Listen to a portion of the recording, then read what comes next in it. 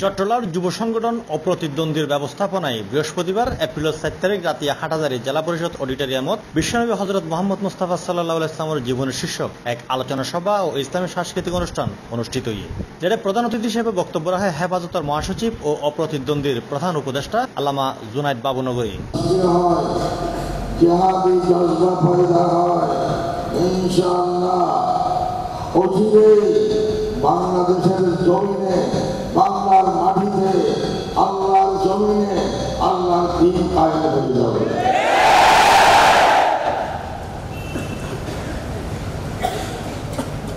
সে সময় আর বেশি দূরে নাই।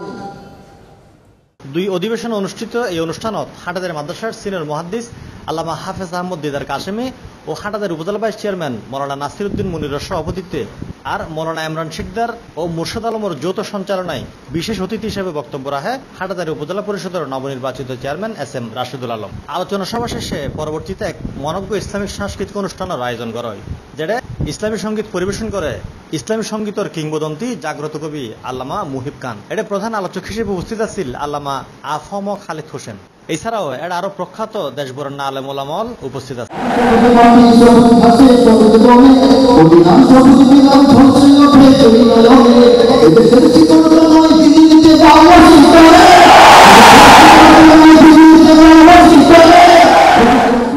Desk news, C+ TV।